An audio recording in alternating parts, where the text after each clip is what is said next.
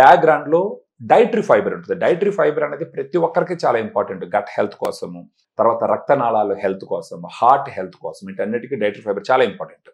మన డయాగ్రామ్లో 100 గ్రామ్ పౌడర్లో 14 grams dietary fibre ఉంటుంది. ఇంత ఫైబర్ ఉన్నటువంటి ప్రొడక్ట్స్ మార్కెట్లో చాలా తక్కువ. లీడింగ్ బ్రాండ్స్లో అంతా 5 గ్రామ్స్, 7 గ్రామ్స్, 8 గ్రామ్స్ ఉంటుంది. కానీ మన డయాగ్రామ్లో 14 గ్రామ్స్ ఫర్ 100 గ్రామ్ పౌడర్ ఉంటుంది. దాంతోపాటు ఎల్-కార్నిటిన్, తర్వాత ఐనోసిటాల్, టారిన్ ఇవి ఉండడం వల్ల ఏమవుతుందంటే, ఈ ఐనోసిటాల్ ఇన్సులిన్ బాగా పనిచేసేదానికి ఉపయోగపడుతుంది. ఎల్-కార్నిటిన్, టారిన్ ఏం చేస్తుంది అంటే శరీరంలో ఉన్న కొవ్వును కరిగించి ఎనర్జీని ఇస్తుంది. వీటితో పాటు వైటమిన్స్, మినరల్స్ కూడా ఉంటాయన్నమాట. వీటన్నిటికీ కలిపి ఇది బ్యాలెన్స్డ్ డయాబెటిక్ న్యూట్రిషన్ అంటారు. దీన్ని డైలీ 2 టైమ్స్ తీసుకోవాలి మేడం. మార్నింగ్ వచ్చి 2 లెవెల్డ్ స్కూపు 120 ml వాటర్లో before half an hour breakfast ముందర తీసుకోవాలా.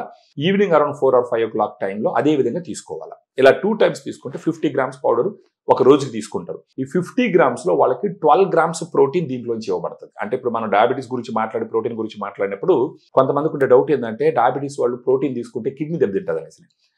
గైడ్ లైన్స్ ప్రకారం మీరు చూసినారంటే డయాబెటీస్ ఉన్న వాళ్ళు 0.8 grams per KG body weight తీసుకోవాలి. ఫర్ ఎగ్జాంపుల్ 50 కేజీలు ఉన్నారనుకోండి, రోజుకి 40 గ్రాములు ప్రోటీన్ కంపల్సరీ తీసుకోవాలి డయాబెటీస్ ఉన్న వాళ్ళు. అది 3 టైమ్స్ కలిపి తీసుకోవాలి.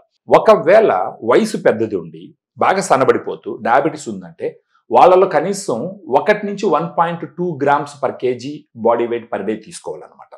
ఈ క్వాంటిటీలు తీసుకుంటే దానివల్ల వచ్చే నష్టం ఏమీ ఉండదు. ఇవన్నీ అప్రూవ్డ్ గైడ్ లైన్స్. సో ఆ రకంగా డయాగ్రాండ్ వాళ్ళ మజిల్ సింథసిస్ని పెంచి ఉన్న గ్లూకోజ్ని యూటిలైజ్ చేసేసుకోవడము ఎక్కువ రోజులు వాళ్ళ లైఫ్ క్వాలిటీతో బతికేదానికి అవకాశాలు ఉంటాయి.